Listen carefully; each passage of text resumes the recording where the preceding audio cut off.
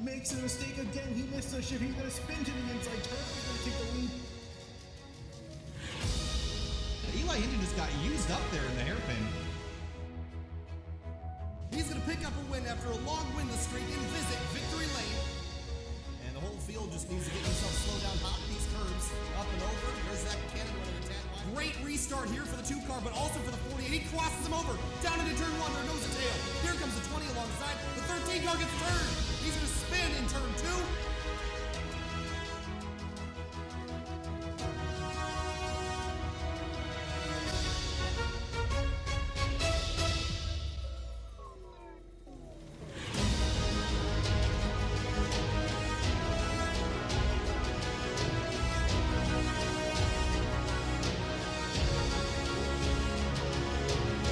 The 3WideRacing League RaceKings Cup Series has been in Daytona Beach, Las Vegas, and Phoenix to start off the 2019 season, but now we head north to the Windy City in Chicago, Illinois. The 1.5-mile track in Vegas was cool, fast, and grippy, but with lower grip from older pavement, things will probably look a little bit different at Chicagoland Speedway. Welcome to SimTV. My name is Kyle Heyer, joined tonight by Brian Newton, filling in for Finney and DeCuna as he's off taking a final out here in Binghamton. So, Brian, welcome, and I'm not really sure what we're supposed to expect tonight, but it's probably going to be a little bit wild out there. It's probably going to be wild, I agree. We've got this new package that everybody's still coming to grips with, and we got a intermediate track here, and I just don't know what to expect. Well, I think one of the things we saw at Vegas a couple weeks ago was a lot of these drivers were new to this package and hadn't really spent a lot of time learning it yet. But as we head to Chicagoland, this is really only our second opportunity to drive out here. But I thought we were going to come in here and see relatively warm temperatures. But right now, Brian, it's only 73 degrees on the racetrack. That's really cool and really fast. But the tire wear still going to be pretty extreme tonight. I mean, are we expecting to see packs for a while? I'm thinking we're going to see this field pretty packed up for about half the run, and then we'll start to separate out. I think you're probably right. I think my guess is we'll probably get a breakaway group, 5 or 6 cars that breaks away, but the rest are probably going to pack up, and we're going to get a big group moving around here. Brandon Klusers comes across the line. He's going to put himself solidly in 21st place. He's probably going to go around for a second lap at the top of the board right now. Matt Gruenberg in that number 54. And let's take a moment to take a look at our point standings after 3 races at Daytona, Las Vegas, and Phoenix. And of course, right now at the top of the standings, it is that number 48 of Nathan Velez up 2 spots after getting 2 solid top 10s to start the season. It's Sam Close right behind, David Wilson in 3rd, Tanner Sharp 4th. Luis Salmaso dropped 4 spots last week into 5th place in the standings. Paul Ross jumped up 1 into 6th. And Matt Gruenberg, after a rough start to the season, he's sitting on provisional pole right now, but he's 7th. He moved up 11 spots in the point standings last week. That 54 car is going places. But I think qualifying tonight going to be relatively important just to keep yourself out of trouble. It's a 133-lap race, points awarded at halfway. I don't really know what to expect, like we said, Brian, but I do know that Matt Gruenberg and last week's winner, Tate Lightle, are going to be really good. They're starting up towards the front, but don't count out Chad Frankenfield in that 15. He's been rock solid in pretty much every league or every series so far this season, including the Yinzer Truck Series on Sunday nights. Frankenfield's going to be qualified 3rd at the moment in that Watkins Glen sponsored number 15. So, of course, that's a beautiful paint scheme in my opinion. Yeah, I'm really excited to see what these guys are going to do. I don't particularly like this new package, but I do like watching how these guys handle it, and I'm excited to see what we got. Corey Lindsay in the 00 is going to come across the line. He'll just barely get his 2nd lap in. We'll see where he stacks up. And he'll come across the line with a 30.313. That's going to be good enough to put him only 21st. So not a great qualifying effort by the 00, but it's Matt Gruenberg and last week's winner, Tate Lightle, on that front row. Then it's Chad Frainfield and Kevin Giadricic in row number 2. And then that 24 of Carlos Acosta in 5th place. 133 laps around this racetrack tonight. The curved back straightaway, Brian, I always tell people that this is a really underrated track in terms of its difficulty. You're following people so closely here with this new package, and sometimes you're going straight, but you end up in the wall because that back straightaway is curved. And while it seems like such a simple thing, we've seen more than one car hit that back straightaway wall while they're not paying attention. Well, we've definitely been watching practice here, and it was not wreck-free, that's for sure. Yeah, absolutely. So we're going to get down and ready to grid here, and we'll take a look at our weather conditions once again. It has climbed up a couple degrees, 86 degrees Fahrenheit, but there's been clouds that have been popping over every little bit, so that'll probably keep the temperature pretty cool. 8 miles an hour of wind out of the north here in Windy City, not as much as we were probably expecting, but cloudy sky is going to keep that track temp down and keep the speeds up. But that tire wear, Brian, we talked about it, going to be conserving your stuff if this race goes green, which has the potential to. We've seen some long green flag runs in this series so far, but we've also had the cautions breeding cautions philosophy in the beginning half of those races as well. So I'm not really sure how this is going to pan out in the beginning. I think we can't even really take a whole lot away from the first half of this race. I think by the time we get to lap 60 or 70, we'll probably know how the last half will pan out. Yeah, we'll have a good idea at that point. Taking care of your tires is going to be key, but at the same time, you've got to be running hard because you got to stay with this pack. Hoping we're not going to have any cautions, or many cautions rather, but you just never know. With this package on this track, that back straight, turn 4 kind of appears out of nowhere sort of sometimes when you're packed up tight behind someone else. So we'll see what we get. Well, I will tell you that we have over 30 cars here tonight, so it's a relatively big field, and while caution-free probably isn't in the plans tonight, I think they're going to give them a valiant effort. We'll see as they roll off. Let's take a look at our starting lineup. On the front row, we mentioned Matt Grunberg and his number 54 Ford Fusion, starting alongside Tate Lightle's number 56 Camry. Lytle visited victory lane last week. We'll see if he can make it 2 for 2 tonight in Chicago. Chad Frankenfield starting in third alongside Giadricic. In that, so a couple of Ford Fusions, 3 of the top 4 Ford Fusions here tonight. We've seen a lack of Fords in other series, not here in 3-wide. Carlos Acosta in 5th place in the number 24 Chevrolet Camaro, then Nathan Velez in the number 48 Ford Fusion back in 6th. We'll let the rest of that scroll along the bottom of your screen as we complete this pace lap, but I can tell you one thing, Brian, these first couple laps are going to be frantic. They are. It's going to be, hopefully, these guys will settle down and let the first couple laps just kind of settle everything out. But, there's spots to be made and lost in the first couple laps and the start of a race. So those that have the itchy right foot, they're going to be going for it.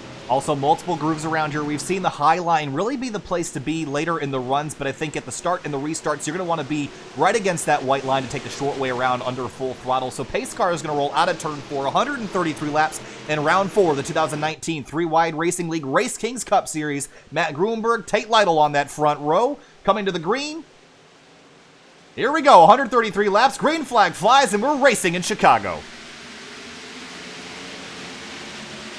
And Grunberg got a great start, launches out about 10 car lengths in front of that second place car, who's going to be Chad Frankenfield as they head into turn number 1. And like I said, that bottom probably the place to be at the start. Midfield, we're 3 wide. I think that is the 8 car of Richard Lafferty up the middle as we work our way down the back straightaway, and Tanner Sharp on the inside. And both those cars were awful close with each other at Vegas a few weeks ago. Head into turn 3, still no trouble so far. There's the 14 of Kevin Finn rolling that high lane behind the 48 of Nathan Velez. That's 1 lap in the books and clean so far. That's quite an accomplishment there. So far, so good. Looks like Chad Frankenfield's going to go to the top side of the racetrack and try to carry that momentum around the 54 Grunberg. Grunberg throws the block on corner exit, but has to pull back down to try to protect from Lytle. 3 wide off into turn number 3 on lap number 2. Lytle backs out going into 2. He's playing it safe for now. Out of turn 4, Grunberg's going to pop right up. He'll have the lead here. There's Giadricic searching for positions as well. But this front pack, like you said, Brian, it's really packed up. And right now, it's so easy to get positions with tires on your car. And as those tires wear out, you're going to see some trouble. There's a stack up right behind Kevin Finn. As looks like Dave Hunt. The 48 ran into the back of the 24, and he had to check up. And that almost caused a pretty big issue back there with the 53 and the 14. Yeah, it's kind of a chain reaction there as everyone jumps on the binders, but Frankenfield tries to go to the outside, but Lytle drops to the inside now. And where does Grunberg go? I don't think he knows which line to block right now, and it's kind of racing like a plate race, so you kind of have to pick a line and stick with it. If you throw too many blocks, you're probably going to find yourself turned in the fence. Right. You lose speed weaving across the track, too, so and probably better pick your line and run it the best you can. Well, he's going to try to pick the middle right now, and Frankenfield's going to make that outside work right behind. You see, that's the 83 of Johnny Thomas in that blue and red Barstool machine. He's kind of lurking behind all this. He was the He's the reigning Truck Series champion from last year, looking for some success early this season, riding in the outside line. And look at this, Brian. It's like a freaking plate race out here. It's crazy to watch. It is. It is. This package is for sure manufacturing drama. That is. I will give them that. 5 laps in and no trouble so far. Everything looks good. There's some movement going on in the background, but we're going to stay up front for now as Grunberg, and looks like there's Lightle dropping to the bottom now, trying to steal a spot away. He almost hooked the apron trying to get that spot away. There's Josh Adams in the Best Buy number 95, trying to push Lightle to the lead as they cross the line. Lightle leads that lap by, oh, that was showing a tie on our monitor here.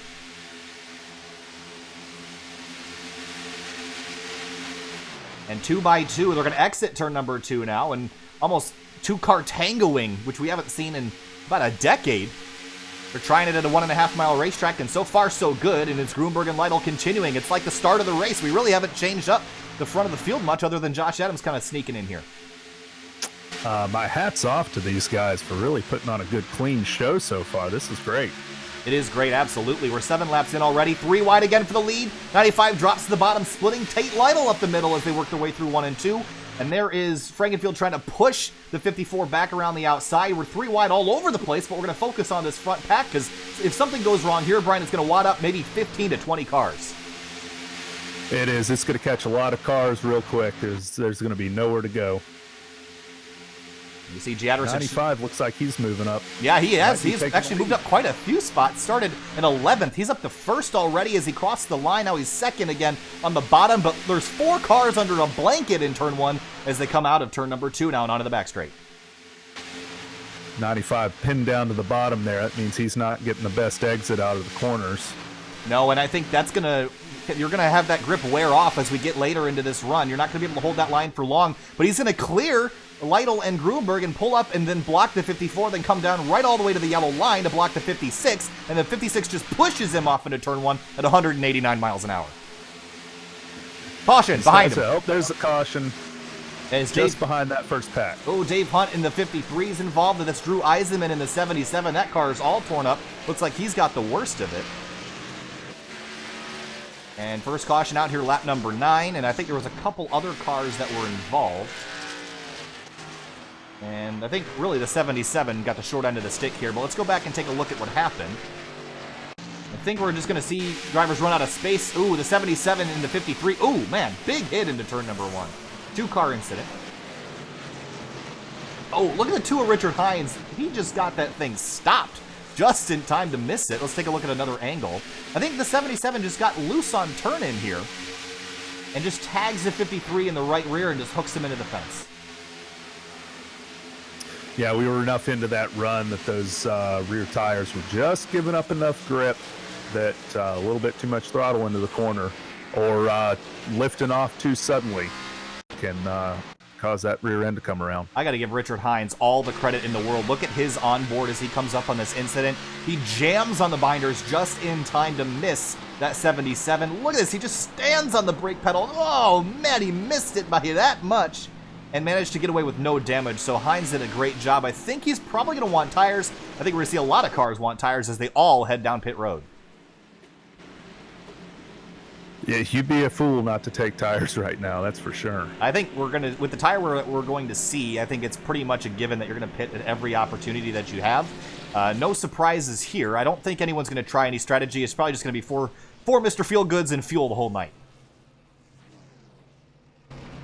Field on pit road, our first caution at lap number 9. We're working lap 11 now of this 133-lap race, and taking a look at the conditions, still 87 degrees, so track temperature going to be pretty consistent as the field rolls off a pit lane. Tate Lightle is going to win the race off pit road. Adams, and it looks like Frankenfield's going to steal 3rd from Matt Grunberg, and then Giatterson will round out that top 5.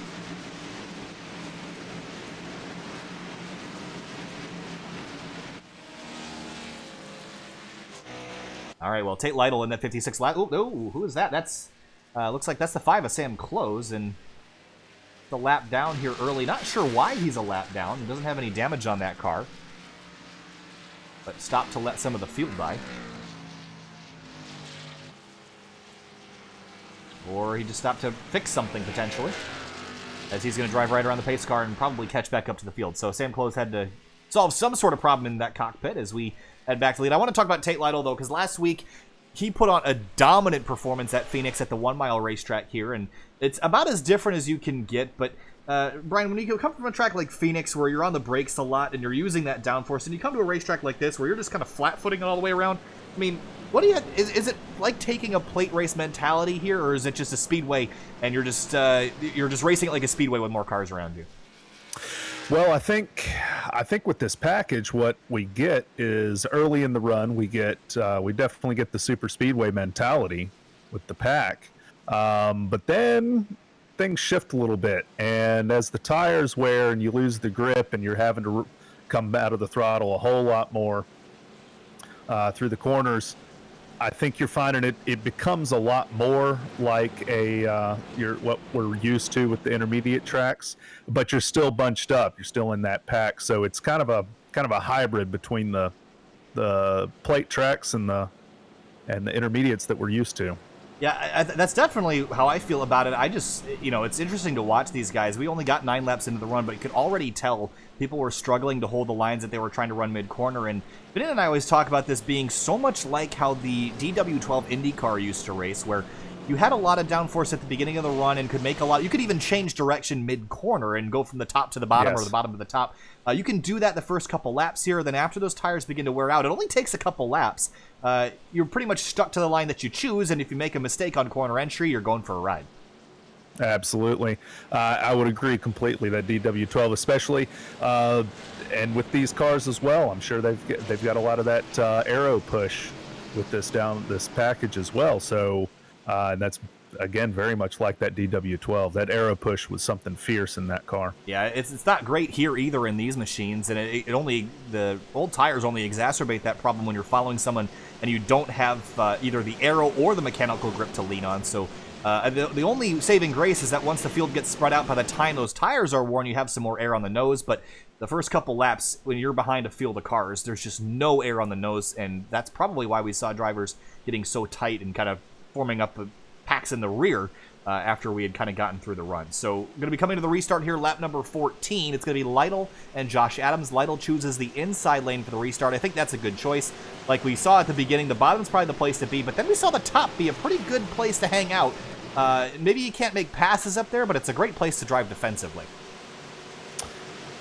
Well, yeah, absolutely. I mean, we saw Gruenberg out there just handling business out there for quite a few laps, but I think Lightle did make the right choice, because I think he'll get a good jump, and he'll be able to kind of choose his lane at that point.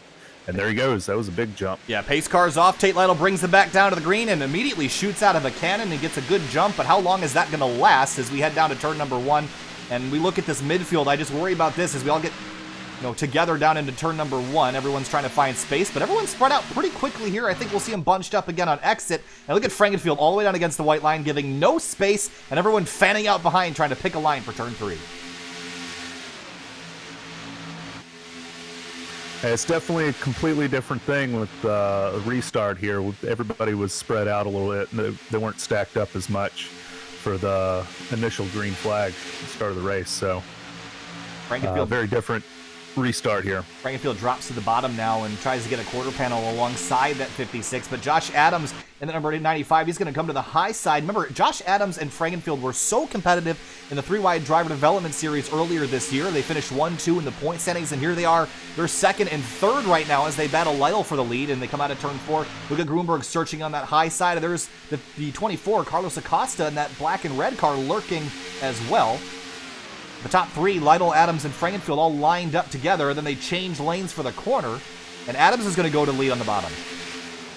This is so much shifting lanes. This is crazy to watch, these guys jockeying around. Oh, and cars around behind. Big hit. Wow. Frank Sims hard into the fence on the back straightaway, and there's a 64 Brown. I think I saw the 00 Corey Lindsay going for a ride. Yes, he's got damage as well, but that 75 took a hell of a lick on that back straightaway. Couple other cars. The car got loose and just caught the right rear bumper. Yeah, let's take a look at it. Chuck Sweeting and looks like Stephen Kettman also involved, but I think it started with that 75 machine, so let's take a look. Again, cautions breed cautions here, but let's look from up above. And it was the 52. He had gotten hit mid-corner by the 75. That's Justin Kolb. And everyone missed the 75, and they just all scattered and wrecked in front of him after they had gotten by already. So, take another look. You'll see the 52 get loose mid-corner here. Or, the 75, and he walks up the racetrack, tags the 52, and then Cole kind of collects him again on the back straight. Then you'll see the 64 Brown miss it by that much and then slam the outside wall. And then Corey Lindsay got caught up in that as well. Then behind, Steven Kettman and Chuck Sweeting got together, missing it. But really only 2 cars with significant damage here, but as we continue to see cars wad up here, you got to wonder, how long do we need to run to get separated enough to avoid these cautions?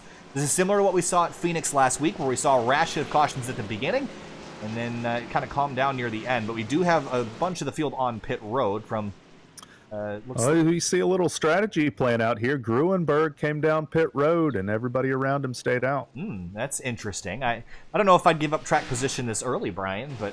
Maybe there's... I think at this point, this early on, is when you do give up track position to put yourself in better position with the tires.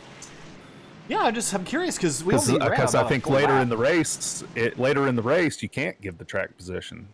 Yeah, that is true. So I think I think they might be trying something like that, Brian, where they're just trying to get off sequence a little bit, just enough to be able to make that last pit stop a bit later. Also, maybe thinking about fuel numbers to hit. Could be. So keeping that in mind, and again, fuel's always a mystery to me. This new package has kind of thrown the fuel mileage of these Cup cars all over the place with the higher drag and lower power. So who knows how long they're going to be able to run for. So second caution here early in the going, and taking a look at our race information so far, we've had 5 lead changes in 18 laps. 6 caution laps for 2 yellows.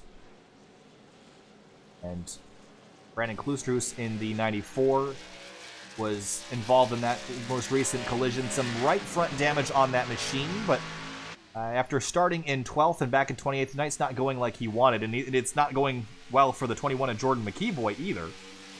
But both those cars will be able to continue, and let me tell you, after racing at Vegas, I can tell you with certainty that these cars would have been the best looking cars at the end of Las Vegas. So I think they still got a lot of racing left, and they should just stay in the fight for now. Absolutely. Stick it out. And we know how much points matter. A single point can be the difference between getting yourself in the chase or missing it, or even the championship. So staying in it is important.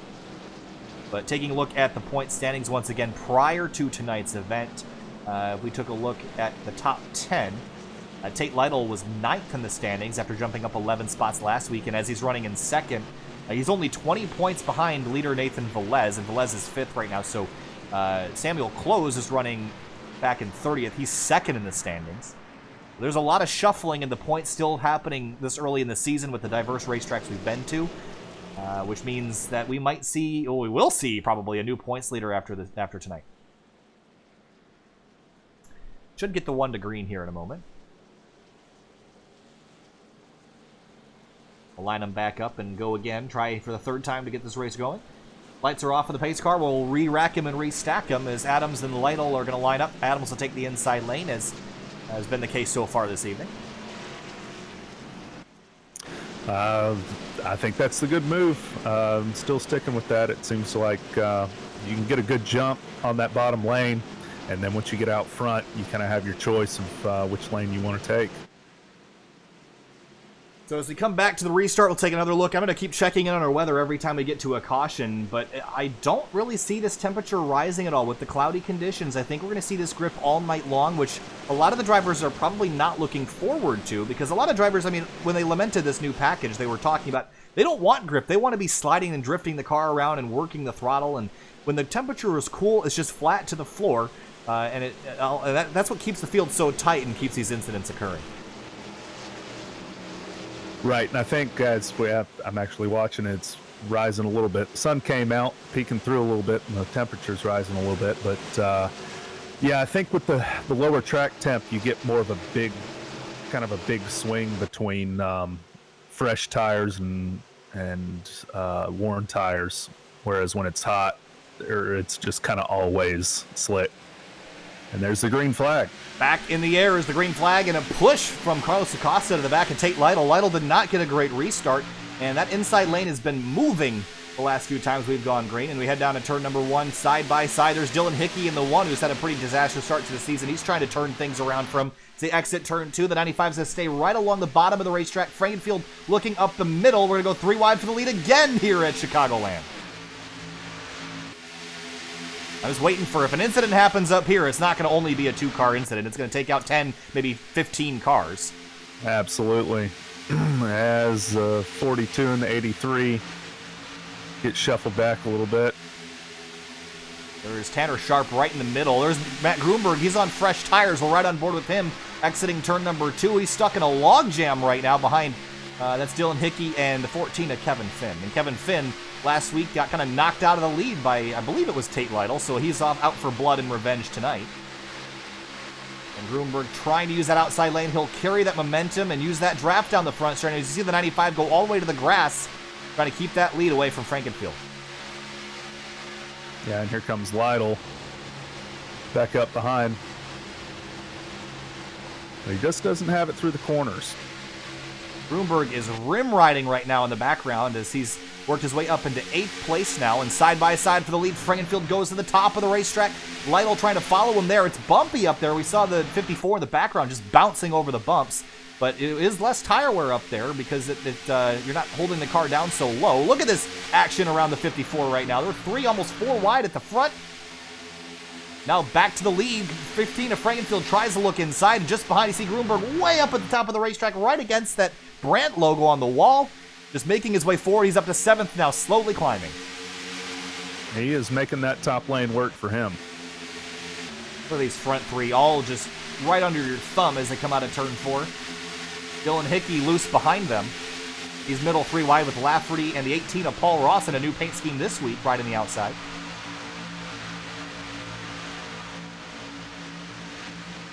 Grunberg drops down about half a lane there this time around, but still drifts up all the way out to that Brandt logo. He's really trying to carry that momentum, and it's working for him right now, up to 6th place. But the tire difference is only about a lap and a half, so I don't expect him to be, chugging through here. But he did qualify on pole, so we know he's got a fast race car. And now you see the front 2, Adams and Lytle, beginning to pull a bit of a gap, about a 4/10 of a second gap to 3rd place Frankenfield. And there's Paul Ross, your winner from Daytona, riding in 7th right now. As we head back midfield, there's Johnny Thomas in the 83. You mentioned that there was some drama between him and the 42. Look at the 8-car of Lafferty just taking a dead left turn out of turn 2 to get to the inside of the 3. These guys are putting on a show, that's for sure. Ooh, Jandersic up the middle, the 83 of Thomas on the outside. Thomas scrapes the wall out of turn 4, but everyone will be able to continue. And action all over this racetrack, trying to bring you to the best battles at the moment, but right now it looks like it's for that 11th spot, really 11th through 20th, all on top of each other through turns 1 and 2. Well, Carlos Acosta had a slow exit out of 2 there, and who is that? Caused a little stack up there. Paul Ross drops to the inside. Oh no, the 48! He gets hooked and spins into the grass. Can he save it down here in the tri-oval section of the racetrack? He'll rejoin for turn number 1 safely, and he'll be able to continue, but that's got to be terrifying, Brian, to lose control at that high speed. Yes, it sure is. It's and then you hit that grass and you just have no control whatsoever. He did a great job, and he'll recover up in 27th, but he's got a long night ahead of him to regain those spots. Up front, still Adams and Lytle, but behind him is just a hornet's nest of everyone. Paul Ross trying to climb his way through the field. And the 54 is up to 4th place now, so he's charged through a bunch of spots since that restart. Oh boy, Brent Miller in that 89, that black and red and yellow machine, up the middle, and right behind the 83 of Johnny Thomas, who's also middle 3 wide on the back straight.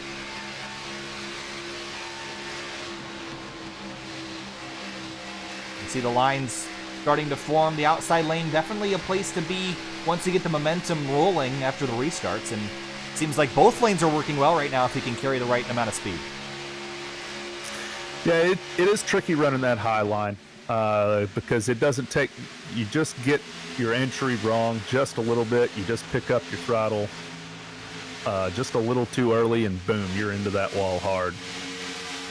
Working lap 30 of 133 here, and There's a battle going on right now between Johnny Thomas and Brent Miller. Thomas on the outside, Miller on the inside out of turn number 4. And there's Richard Hines, who narrowly avoided that first collision. He's riding around in 16th right now. And he was not so lucky at Las Vegas a few weeks ago and got caught up in a collision that he did not start, so I'm sure he was glad to miss that one. There's Dylan Hickey in 16th. He slipped back on this run. Not sure what led to that, but he's all the way back in 17th place now. As we head back up, Jadricic recovering from his slip up on the restart up into 9th. Oh, Tanner Sharp had a problem. He's falling back big time. Yeah, he's really slow out of turn 4. Not sure what led to that, but lost a lot of momentum. And still losing momentum. He's just getting passed left and right now. The problem on board the 3 of Tanner Sharp, he's going to continue to go backwards. We check back in, just up ahead. There's Kevin Finn and Carlos Acosta, and add Jadricic back into this fight. Jadricic, another driver that was so successful in the driver development series, but didn't manage to get a victory. And I mean, he's so hungry to get one. He's been running well this season. Just needs a couple things to go his way to be in order to do that. Josh Adams and Lightle nose to tail. Look at Frankenfield behind all the way up at the top of the racetrack, trying a different line, and Gruenberg closing in from 4th.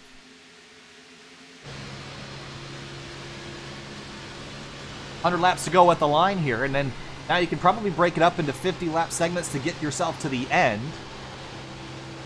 See when the pit stops will be, but looking like now we're probably going to carry ourselves into a reasonably long green flag run, so maybe it's start to think about conserving your stuff here. But as I say that, there's a big gaggle of cars around Mike Stevens in 18th. Yeah, definitely these guys should be thinking about saving their tires and saving any fuel they can.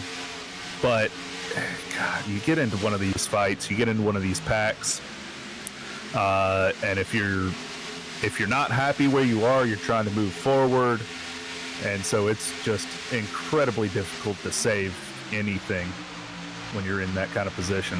Yeah, I mean, the problem is if you're not racing hard, you're probably going to be in the way. So you're going to have to make a decision of whether you're just going to go all out or if you're just going to pull over and let people race that out among you. But looks like Frankenfield is getting passed by Gruenberg as he drops to the inside, and I see some action going around Acosta, Finn, and Sweeting back in 8th place. They're all shuffling around as they were 3 wide for a moment, but Acosta and Finn battling, and the 26 of Sweeting, he was involved in that most recent collision. He's charged his way up into 10th, looking for 9th now.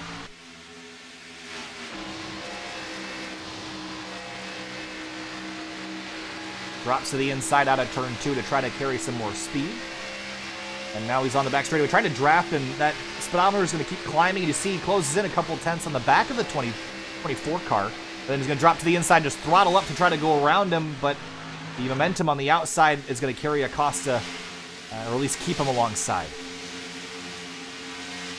The Tanner Sharp dropped all the way back to 15th. With that incident he had a couple laps ago, and still not sure what led to that, but hasn't been able to start his climb back forward yet either. Yeah, I didn't see any contact with him there, so... No, he just got slow in turn 3, and I thought he was coming to pit road or something, but he never came.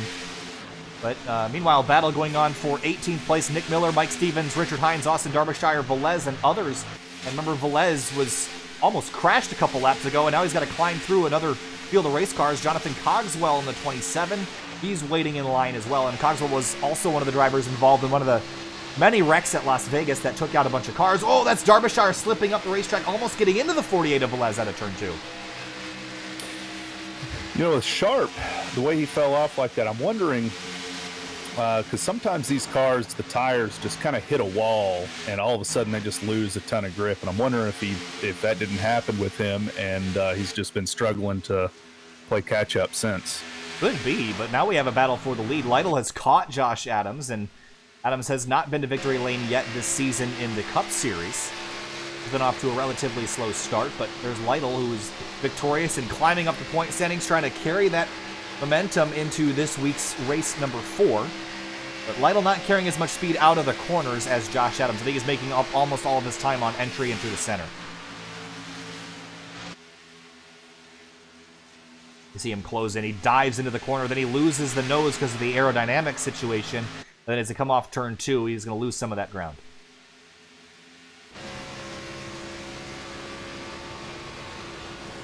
Drives in real hard. There's a bit of air to the inside of that 95, but then Adams drops all the way to the white line. And you see as soon as the 95 pulls down in front, the 56 loses that downforce and drops back Takes some. that air off. Takes the air off the nose. He loses all that front grip. Head back through the field, back to that battle for 18th. Now it's for 17th as Nick Miller is right in front of them in that number 9 car. Let's take a look also at the laps since pit. The leaders have gone 30 laps since their last stop, and everyone else that just recently pitted 23 laps. So pit stops, we're probably a little bit past halfway through a run here at this point. So definitely into a long green flag run here, although I think the only group that is worrying me is this one that I'm watching right now between Stevens, Hickey, and others.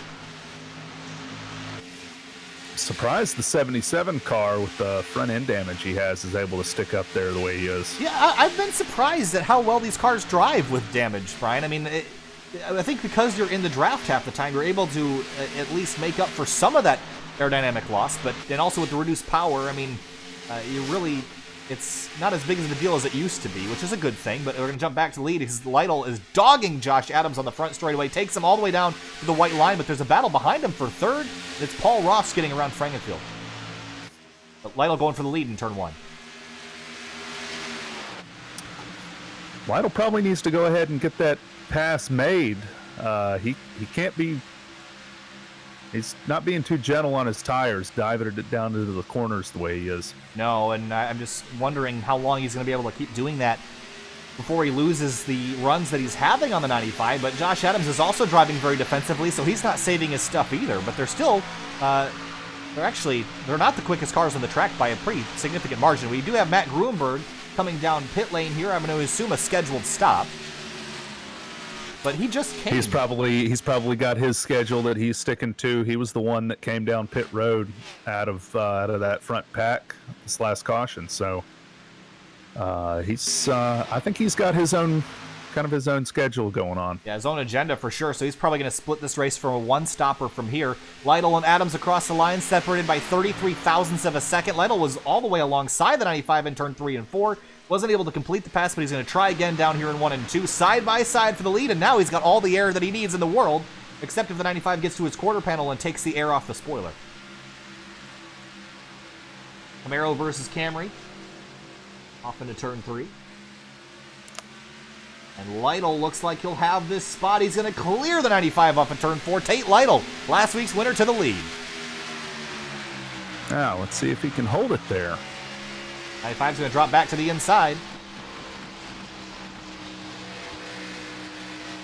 And they're dead even here as they come off of turn 2. But the 95 got a pretty good run. Now he'll be able to side draft just a tick. Corey Lindsay, Tanner Sharp on pit lane. The Blurry Motorsports guys coming down. Drew Eisenman as well. So green flag pit stops beginning. I'm imagining we're just going to split this into 2 even runs from here on out. 95 takes the position back. All that work Lightle just did, he's going to have to redo it. And 95 actually got a gap on him, a 2 or 3 car length gap, so that just shows you how much Lightle's been working over that race car and probably wore out the tires a bit too much.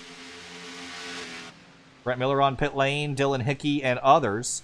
So now the question is, if you're Tate Lightle, if you beat... Oh, here he comes right now. Oh, and here he comes. Yep. Here he comes down pit road. Great decision there to short pit and just try to get... He'll get this track position on Josh Adams. We've dropped about 2 seconds off our best time. So Tate Lightle will come out in the lead of this race. Question is, where does Josh Adams... How long does he stay out? That kind of forces his hand, though. I mean, ideally, he's got to come pit now to reduce how much he's going to be... how much his lead's going to be getting eaten into once Tate Lightle comes back out. Here he comes. He's down on pit lane now. He's going to get his service. Paul Ross and Jadricic will stay out on the racetrack, and Ross will assume the lead over the 42. And now don't speed. Don't throw this away. We've seen in the past caution out on the racetrack, and I don't know who it is. I think it... Oh, it's Chuck Sweeting in turn number 4. So caution flies right in the middle of a pit stop sequence. And you know who is really smiling right now? Is Paul Ross, Jadricic, Zielinski, basically everyone who has not pit yet. That's going to throw a big wrench into the strategies for a lot of these drivers. Absolutely. It's You never want a caution. When you're one of those early pitters, you never want a caution to come out anytime close to that when you stop. Now, Tate Lightle looked at the time of caution. I think he was the first car lap down, but we'll check in with that in a little bit to see who is the free pass recipient. And Chuck Sweeting came down to pit road, lost it, slipped, and right here just let it roll backwards onto the apron. I think trying to avoid the penalty for the pit road entry, and that's what threw the caution out. So the 26 responsible for that yellow, and I think we're going to see all the leaders come to pit road, and now we'll see how everything shakes out. But we have 18 cars on the lead lap, and most importantly, Josh Adams is on the lead lap, and the 56 of Tate Lightle is not. Yep. Well, but the Tate Lightle, I think he should be here after everything shuffles out. I think he should be on the lead lap. We'll see how things pan out as the field comes down. Who gets the wave around as well. It's going to be a bunch of cars, but lots of drivers rolling on into pit lane. Richard Hines in 11th place. Remember, we talked about him at Vegas, how he got caught up in a collision. Narrowly missed one tonight. Currently inside the top 15, trying to climb his way forward. But I'm so curious to see how this is going to pan out here. Where does Tate Lightle line back up? I think he's getting the free pass here. I think he should, yes. And Frankenfield stuck behind the pace car. They'll get the wave around, but won't be able to make a pit stop. Matt Grunberg also trapped here, as well as Acosta. And a couple other drivers that were front runners. Tanner Sharp also trapped down. I think... So in terms of retirement so far, we'll do a little update. Wade Lear in the 11 dropped out after only 6 or 7 laps of running. Then Dave Hunt and Chad Brown and Frank Sims all off the racetrack for the night. Drew Eisenman in the 77. He's 4 laps down. Got a lot of damage, but he's sticking it out. Jordan McKeevoy is 1 lap down. And I think he'll be one of those wave-around recipients here. But this is going to put Josh Adams back in the lead, I think, because he was on the lead lap and had already made his pit stop. So I think he is good to go. But that will trap the 56 of Lightle. Looks like right now he's scored all the way down in 17th. That's probably going to change. We got a couple guys on pit road. Or looking for pit road, at least. So a lot of confusion just getting everyone lined up here for the restart. We're 52 laps into this 133-lap race, closing in on halfway in just a little bit. So far, it's been the 95 and the 56 dominating the night, but a caution splits that sequence right down the middle and gave the upper hand to Josh Adams.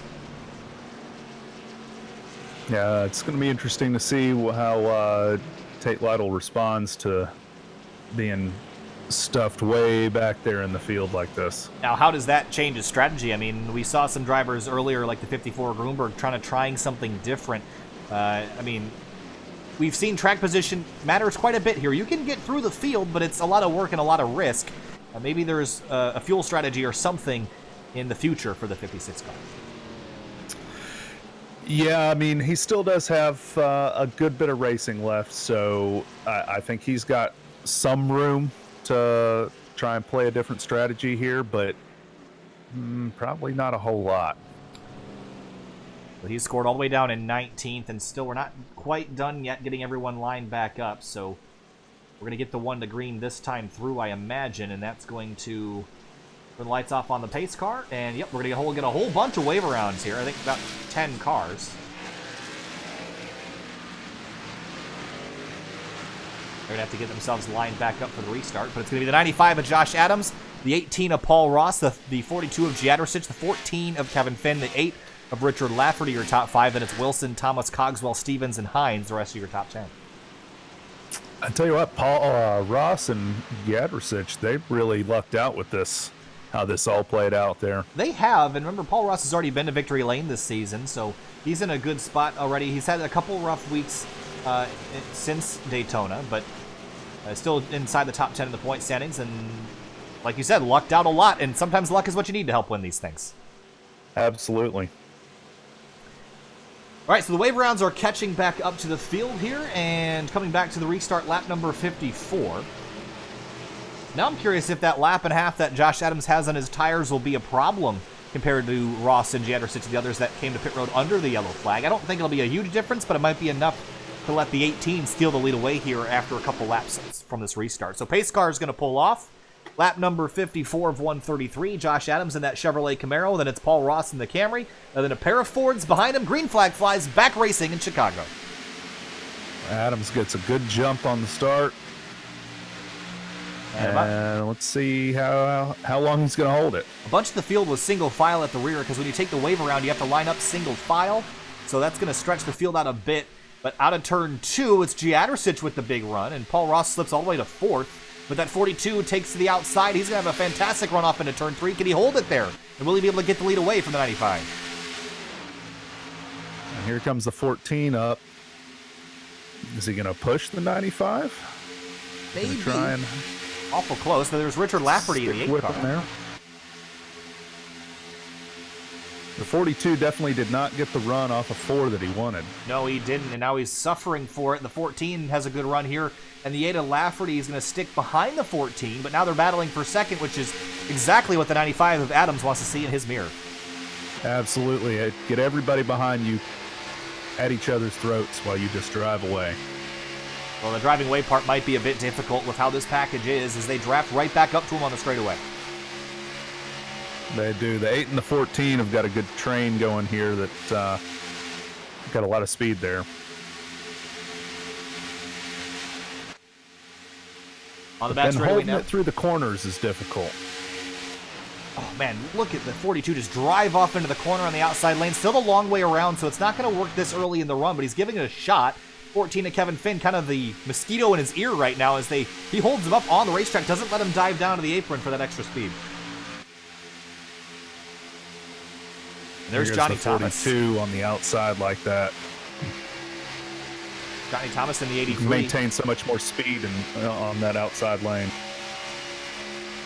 And now he drops to the inside for turn number 3. So Jandrosic's learning a thing or two. And he's going to go for the lead out of turn 4. But I think Josh Adams, he's going to hold on to it. Well, I think the 42 waited too long to drop to the inside, and now the outside lane is probably going to have some more speed built into it. Now you see Adams drive right around the 42, and Paul Ross is actually going to get up there as well at the exit of turn 2. And look at the run he gets. It's about a 5 to 7 mile an hour difference on the back straight. That top lane really has a ton of speed once these tires wear a bit. Like I said before, watch Johnny Thomas in that blue and red Barstool Sports 83 car just lurking in the background if anything goes wrong up front. He's been slowly working his way forward from his starting spot of 9th place tonight, currently 6th. And right behind teammate Richard Lafferty as they work the outside lane.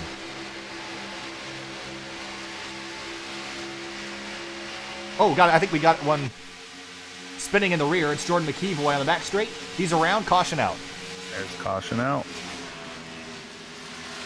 I think he just got turned out of turn 2, a relatively minor accident here. Take a look. Tanner Sharp. Ooh, Sharp just drove into the back of him here, so I wonder if there was some prior history between these two. The way that wreck was, it would lead me to believe that they had an incident earlier in the night.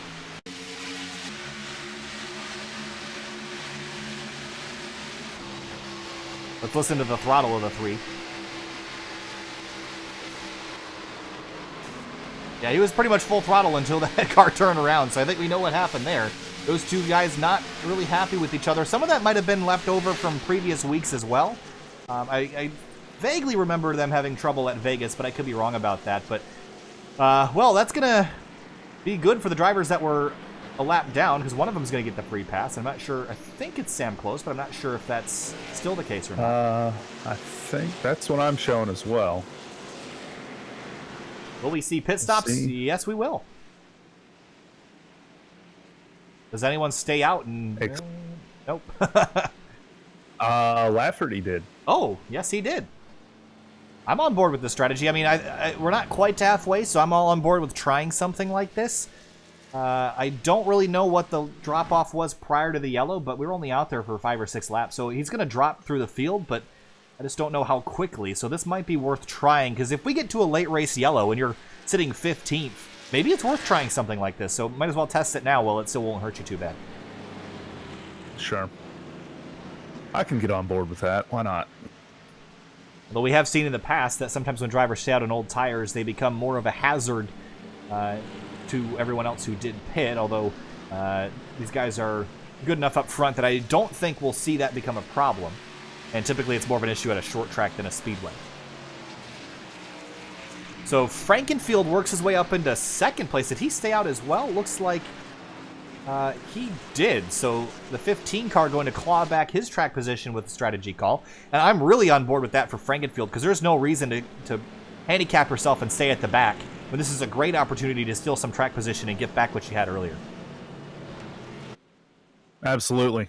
Get yourself back up front and see if you can just make your car about 3 lanes wide for a while. All right, so let's do a quick race rundown so far. We've had 4 cautions for a total of 13 of our 61 laps. We've had 10 lead changes at the front of the field. It's about 93 degrees out here right now, mostly cloudy skies. Richard Lafferty, Chad Frankenfield staying out up front as your leaders. And David Wilson looks like he is also going to sit in 3rd place right now. And so then Paul Ross, Josh Adams, Johnny Thomas will round out your top 6. This has kind of shook up the field just as much as the last yellow did. And I think I'm seeing steadily increasing track temperatures. 93 right now. Yeah, it's about 15 to 20 degrees warmer than it was at the beginning of the night. Now, another driver that really liked to see that yellow is Tate Lightle, because he took that opportunity to gain some spots. And I'm curious, did he try a 2-tire stop? Yes, he did. So, okay, a couple 2-tire stops. And they are David Wilson in 3rd. Levi Zielinski in 9th, Nathan Velez in 10th, Tate Lightle in 12th. And that was all the 2-tire stops. Everyone else took 4. The top 2 stayed out and took nothing. So kind of a mixed bag here. And as you said, the track temperatures were rising. Look at the track now. It's almost like nightfall has come over this place. When the clouds come over, just watch this temperature drop. Already down to 89. Yeah, it's amazing how fast 88. it fluctuates. It's just, you can watch it tick down. And a big cloud over the speedway, and it's coming right at the right time for a restart. 1 to green. I'll be interested to see what David Wilson can do up here. I watch him in the Simpossible League, and he's a tough competitor. He's a tough driver, so it'll be interesting to see what he can do here. He won the Talladega Clash, which was one of the season opening races at Talladega, was 10th on the white flag lap, and found himself in victory lane after what can only be described as an intense and crazy final lap. And so far this season, his results have been decent, but I don't think where he wants them to be just yet. As we take a look at the standings, the 39 car of David Wilson currently scored in... Actually, sorry, I was thinking of a different driver. He's 3rd in the standings. 3rd. So, yeah. Tanner Sharp's 4th. Yep. So, I was thinking of somebody else, but David Wilson's had a really good season so far. 1 top 5, 1 top 10, 5 points behind the leaders. And as he's running right now, I think he would be your points leader as they are running. So, great start to the season. He'll be restarting in 3rd spot as the field rolls out at turn 4. Frankenfield and Richard Lafferty. Now, Richard Lafferty took the outside for the restart. Interesting choice here. We'll see how it pans out. Green flag back in the air. And as soon as that pace car hit pit road, he took off. Lafferty. Not like a cannon, but we have seen people reel drivers in relatively quickly. We'll see how long it lasts. Paul Ross, first driver on new tires. And look at Johnny Thomas tucked in line as they exit turn 2. And a couple drivers abandoning that bottom lane now, but that's going to open it up for Ross to dive to the inside for 2nd, and Thomas tries to follow him, but Wilson trying to deny him that, and he's going to pull right in front of the 39, and then Wilson's going to scramble up the racetrack, and now the 95 is going to fill that hole in the bottom. And here comes the 95. He's already moved up 2 or 3 spots here. Some shuffling going on behind. Look at Johnny Thomas take a dead left off into turn 1, getting really congested down here in the front of the pack. So Ross takes the lead. Lafferty assumes 2nd place, but the battle for 3rd is about a group of 12 cars as they enter turn 3. Adams powers on around the 83. He'll get 3rd away. Now it's the battle for 5th between Frankenfield and Jadricic, and David Wilson slipped to 7th on that restart. The whole gaggle of cars all trying to get themselves sorted out. I see some sparks flying. Driver scraping the fence down in turn number 1, but for the lead, Josh Adams is caught Paul Ross going for the lead. He goes to the outside on turn 2.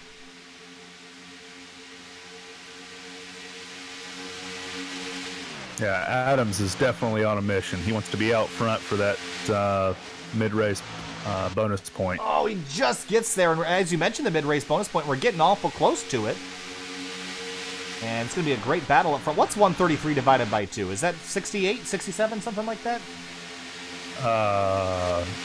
Wow. Okay, math. 65 would be 130. So yeah, it's going to be this lap. It's going to be the halfway. 60. So that's why we're battling so hard here. We're going to award halfway points at the line. We know how much those matter. 10 points to the leader, 9 for second, and so on out of turn 4. Who's it going to be? It's going to be Paul Ross or Josh Adams to the line. It's going to be Paul Ross. Adams doesn't have the run. Close, but Paul Ross gets it by 33 thousandths of a second. And the rest of the field, it's going to be Adams, Thomas, Jadrosic, Wilson, Velez, Lightle, Lafferty, Fragenfield, and Zielinski with those halfway points. Now that they've calmed down for a moment, they can probably, well, I'd say calm down. They're 3 wide, almost trying 4 on the back straight behind.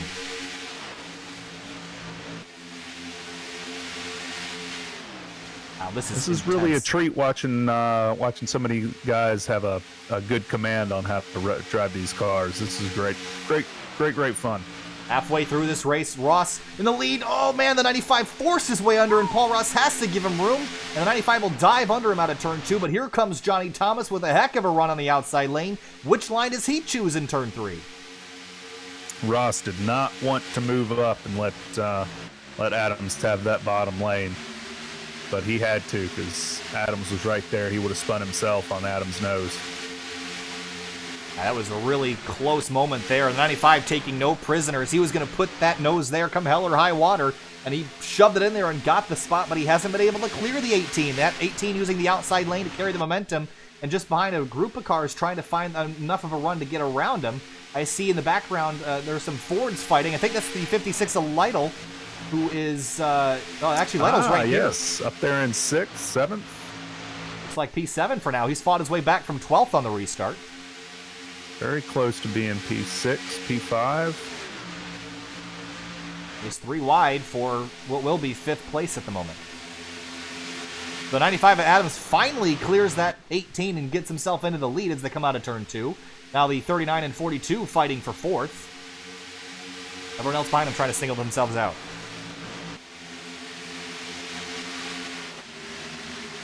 Ross goes back to the outside. He gets to the quarter panel, going to try to side draft here, pulls away for the straightaway.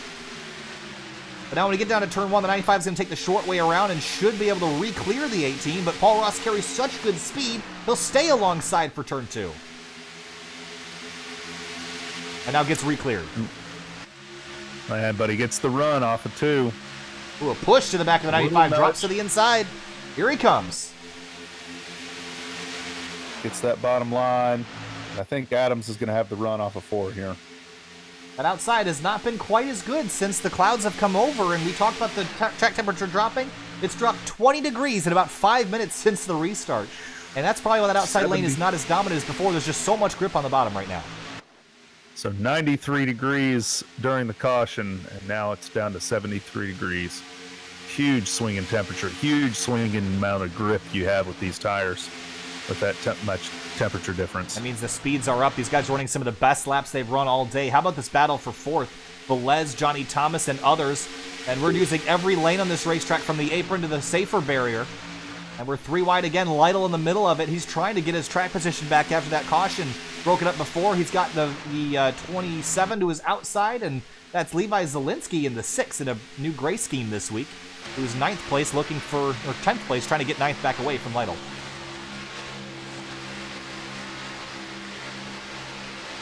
Wonder if Lightle, he got stalled there by somebody, because he was on a pretty good charge and now he's dropped back a little bit more, so keep an eye on him.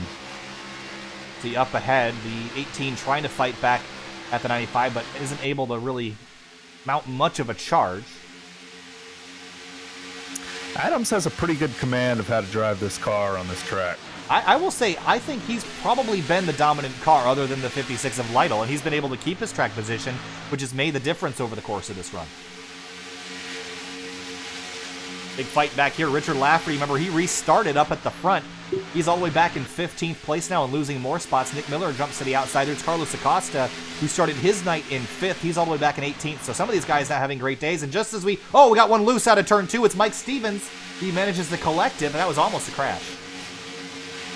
Now that's very interesting. We had Lafferty and Ross both stay out and not take tires, correct? Ross came in, I believe, and... Or did he only take 2, Russ? Ross has 4. The 48 took 2 tires. He's in 4th. So okay. Yeah, the other car that stayed out, I believe, was trying to think of who that was. It was Lafferty and what was the other car? I don't remember. There were 2 cars that stayed out. Was it the 42? Maybe. I don't remember. My short-term memory is really poor tonight. I will say, though, that Matt Gruenberg's strategy not working out great. He's still stuck in 17th. Lafferty pulls off. He comes down to pit road. Interesting call here. Oh, he's in the fence. He crashed in the pit road entry. He spun out, and that'll throw that all out the window. And he's struggling to get it turned back around. So what was going to be a strategy call has now led to him really going to lose a lot of spots, potentially even a lap. He'll be stuck a lap down, as we see. He's the only one to make a pit stop so far, other than Drew Eisenman is on pit lane, but he's really on a different strategy than everyone else. Up front, Paul Ross has taken the lead back away from Josh Adams and has a half a second lead over that 95. And meanwhile, there's a great battle for 4th between Velez, Jadrosic, and Finn.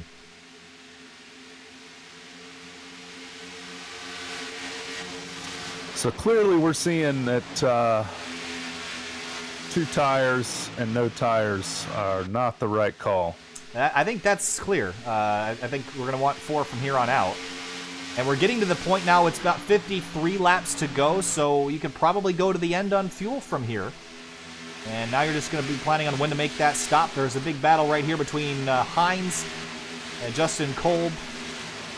I think there's Dylan Hickey in that group as well. Yes, it is. So they're all fighting back here. This is for 18th place, rather. Okay, Kyle. So here's the question. All right. Let's say things stay green. When do you plan to make your final stop? If I'm Josh Adams, I make it whenever Paul Ross comes, minus the lap. So I want to be in a lap before the 18. If I'm Paul Ross, I want to stay out as long as I can here. I think that an overcut is really the way to play this one out. Because the tire fall off is so significant, I think if you stay out longer, you let everyone run off the good in their tires, then get good stuff for the end. I see this race going green for a while, so I might try to stay out a bit longer if I'm Paul Ross and use that advantage that I have to have fresher tires for the end.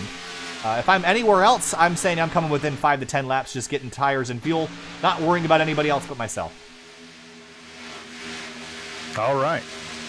I have to say I agree. You definitely want to you try and push this mid-race run as far as you can, as your fuel and your tires will let you, so that you can have the fresher tires for the finish.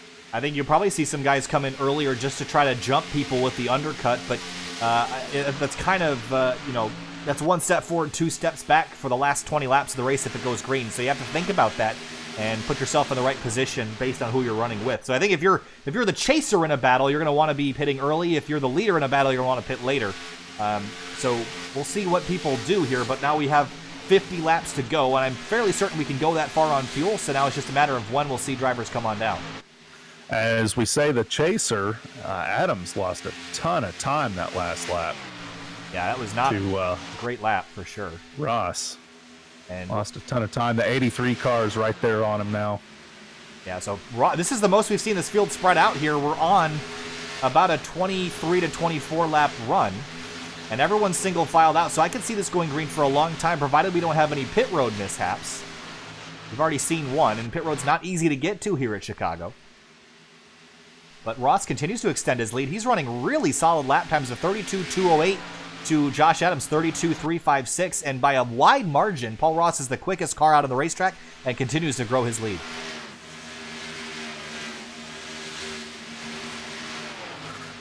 Yeah, so it'll be interesting to see, is he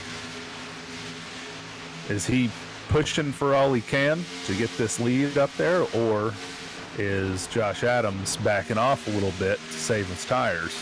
It could be either. That's hard to tell at this point, but I think right now it looks to me like Paul Ross is just quicker than everybody, although that last time he looked like he made a mistake and lost a couple tenths. But Jadrosich and Finn going at it for 4th down and 1 and 2. They're dead even. And behind them, Velez and Wilson doing the same thing. They come off a turn 2. Look at how close they were. Now it's a drag race down the back straight.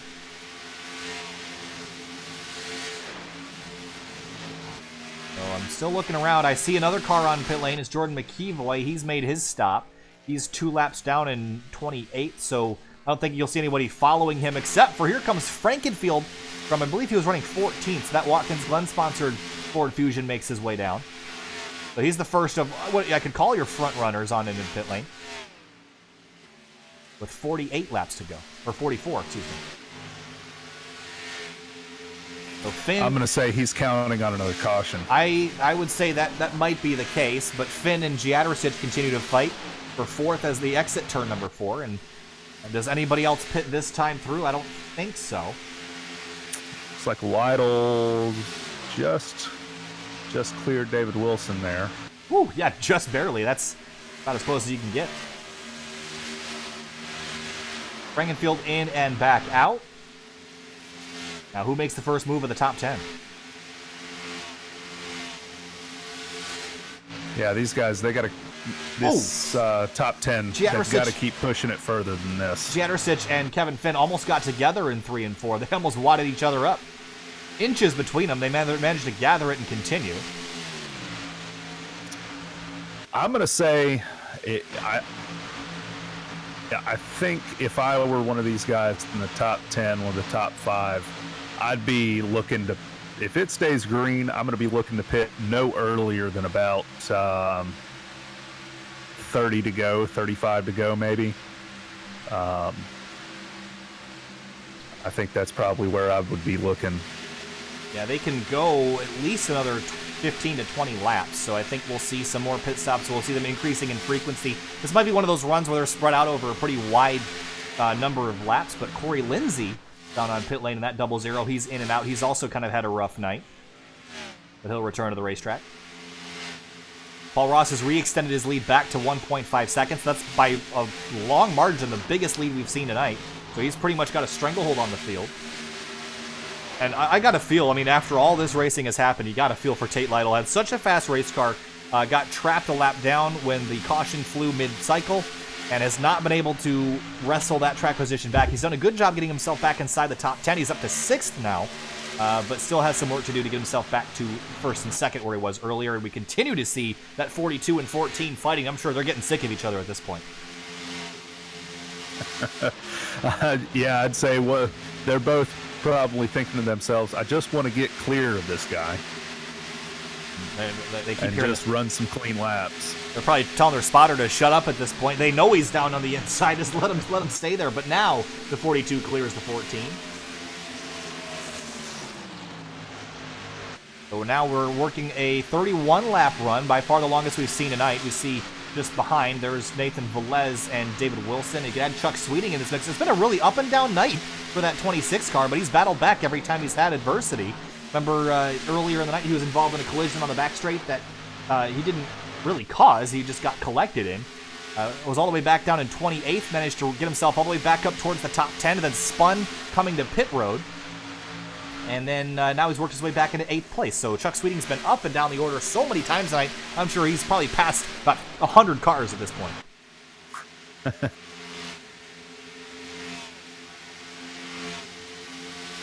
Tate Lightle, he got past these guys, the 39, 26, 48, and he's just kind of checked out on these guys. He's trying to close that gap on Kevin Finn. He's only got 2 tenths to get to that 14. That'll put him solidly inside the top 5. Closing in on about 40 laps. Actually, it is 40 laps to go this time through. So we can definitely make it to the end from here, and there's no questions about that anymore. And we also see Matt Gruenberg in this 54, also one of those guys that got hurt with that mid-sequence caution, and he's also not been able to get the track position back. So we've seen a lot of passing, but we've also seen it be really difficult to get spots back after something happens. So again, the track position game is what you're going to be playing at the end here, and I think if we get a late race caution, you might see some guys try to stay out, because if you get stuck back through the field, even if you're on old or 4 tires, it might be tricky to gain spots back. But we've seen that they don't work over a long run, but maybe in a 2 or 3 lap run. And honestly, Brian, from what we've seen in the Cup racing side of things in 2019, if we have a 2 or 3 lap run at the end, you're better off just staying out, because there's a really low chance it's going to finish under green flag situations anyway. So you might as well just stay out and just hope that there's a yellow to end the race. Right. Although, in this June build, hopefully they're going to have green-white checker ready to go. That will change a lot of things, I'll tell you that. That will change a whole lot, yes. Ooh, 3 wide here. That's the 26 middle of it. And it's Velez and the 15 of Frankenfield. And Frankenfield's a lap down after he's made his final stop. Oh, it goes a bit hairy there. Giadersic up to 4th, Finn 5th, Lightle still in 6th, trying to catch that 14. We've seen a couple other drivers pit. Acosta's one of them in that number 24. He's in and back out for his final stop of the night. And it looks like Austin Derbyshire peels off from about 20th place. He comes in. Ross, his lead has dwindled a bit. It's still over 1 second, but it looks like his lead has really stalled out. The biggest it was 1.5 seconds.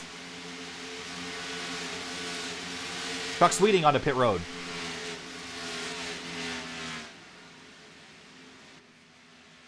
Now we get down to about 35 to go here, and predictions, Brian, for who do you think is going to wrap this one up? I'm looking at Paul Ross. I'm thinking it's going to be pretty hard for him to lose this thing at this point. Here he comes. I don't know. When we get some fresh tires on here, Josh Adams has been super strong all night long. So I'm going to go with him. We got a lot of cars coming to pit road, Brian. A lot of cars. When we see this many come to pit road, we sometimes see incidents when drivers get off the racetrack. Kyle Hanshaw misses the entry. That's going to be a penalty for the 46. We talked about how difficult it is to get to pit road, and he missed it. So I told you that 35 yep. lap window. I think that's the magic time. Looks about right. You nailed that pretty right away. So Paul Ross was the first one to bring them down. Oh, does Paul Ross have a speeding penalty? The 95 pulled away immediately. Yes, he does. So Paul Ross got a penalty on pit road, and just as I predicted he was going to win this thing, it all goes away for the 18. That's tough right there. Speeding on pit road, that's a tough one to swallow. And with how many cars had just pit, he's going to lose 5, maybe 10 spots through all that. So he has served his penalty already and prevents him from having to do a stop and go, but certainly not the way he wanted to end this one. He was certainly in a position to win this race and threw it all away. And you know who really smiled at seeing the 18 in the mirror is the 95 of Josh Adams. He returns to the racetrack. Closest competitor, Johnny Thomas, half a second behind. And Finn, Zielinski, and others coming to pit road now. This will pretty much wrap up this sequence. I think there might be a couple stragglers out there. Also, Chad Frankenfield, I should mention, he's still out on the racetrack. He's ahead of the guys that just came to pit road. Remember, he pitted a long time ago, Brian. So he's out in front. About 10 laps. Yeah, he should be good to the end on fuel. And I'm just wondering if he's got looked like it was about a 10-second lead, if he's going to be able to hang on to that. We'll see. Gutsy call. It's going to be interesting to see if he can hang on to that with the tire fall off. All right, it's 8.7 seconds back to Josh Adams in the 95. And that is going to dwindle very quickly, but we only have about 32 laps to go, so if he can hang on and only lose a couple tenths a lap, he might be in position to sneak this one away from Josh Adams and others. What a gutsy call. I didn't see that coming.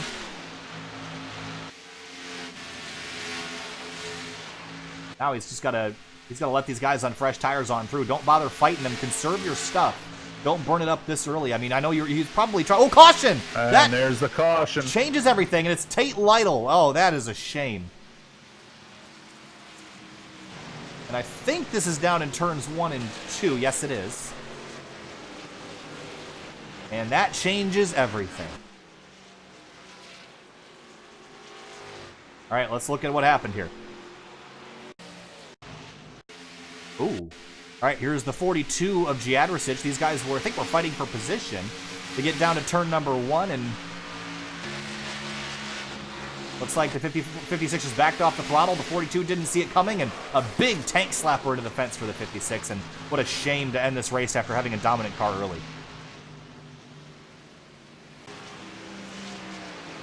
Yeah, so late in the race and being so strong, having worked his way back up, that's a tough break for sure. All right, so this changes a lot of things. Do we see pit stops again? Frankenfield's coming for sure. Now, what do we do here, Brian? I think we're going to see everyone come back on down. So Frankenfield, for him, it worked out. I think a lot. There's the 95. 95's coming down. And the 42 is staying out, as will the 83 of Johnny Thomas. And so a big split strategy here. We've got about half the field coming and half the field staying out. And this is exactly the situation I talked about earlier where you might want to try staying out for track position. And a lot of cars did stay out. Yeah, we're going to have, let's see, like 26 laps when we take the green. I think fresh tires are going to be king here. It's probably just long enough of a run where the tires are going to make a huge difference. So we'll wait. I think so. We'll wait for the field to come off a pit road to kind of re-rack him and restack him. Then we're going to jump to break momentarily, and then we'll come back to conclude this event. We have only about 15 minutes of racing remaining once we go green, so we're getting down to the nitty-gritty here. Frankenfield rolls off the pit lane. He's going to restart, looks like about 13th. So if I'm the 15, I'm going to be busy on this restart. Running order on the left-hand side of your screen. We'll jump to break real quick. We'll be right back with you in just a minute. Stay with us.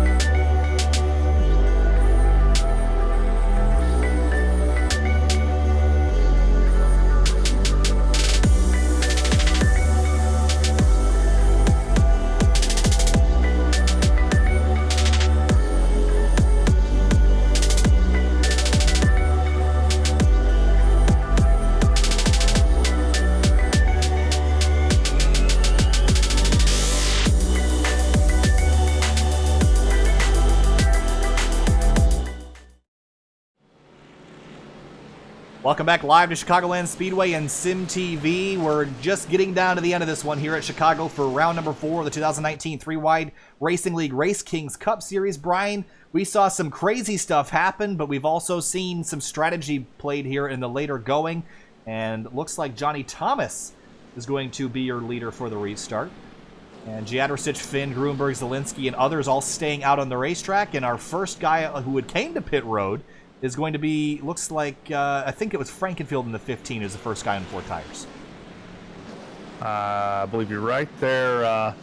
So that puts Frankenfield, looks like he's ahead of Josh Adams here, who I'm going to say is solidly the favorite to win here. He's been super, super strong here all night long with a pretty good challenge from Paul Ross. Paul Ross did get out there and lead a few laps, so get things shuffled around. We'll get all these way-bys around, and we'll see who's how these things are how this is gonna restart here.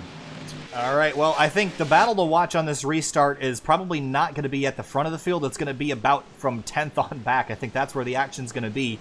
If you're the 15 of Frankenfield, you're only going to have, I think you mentioned, about 25 or 26 laps to get to the front.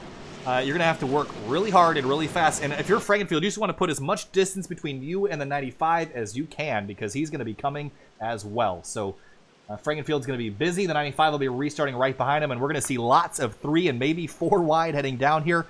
It's going to be about 12 minutes of racing, so put those, belt yourself in. And what does Larry Mack say? It's going to be a knockdown drag out for sure. All right.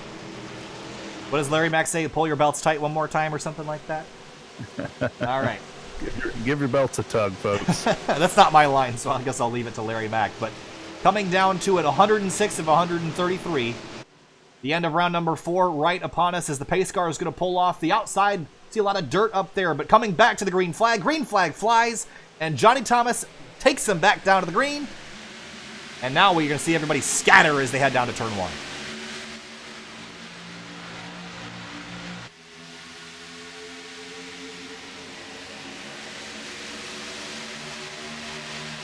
15 of Frankenfield didn't get a great restart. He's got the 95 all over him, and that's really who he's racing. But how much are these tires going to make a difference? He's going to drop to the inside of Derbyshire on the back straight. 3 wide, almost 4 down into turn 3. He rockets to the inside. The 91's going to push up the racetrack, almost collects another driver.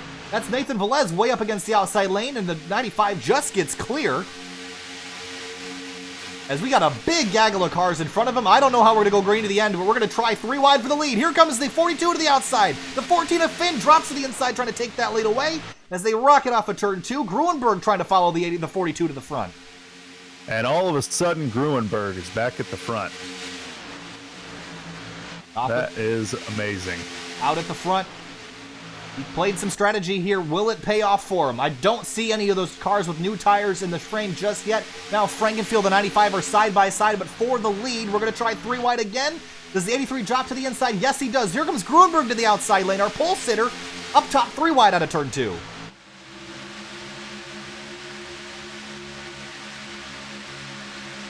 And Finn just lurking in the middle of that back. I just don't know where to watch. I don't see the 15 and 95 clawing their way through very quickly.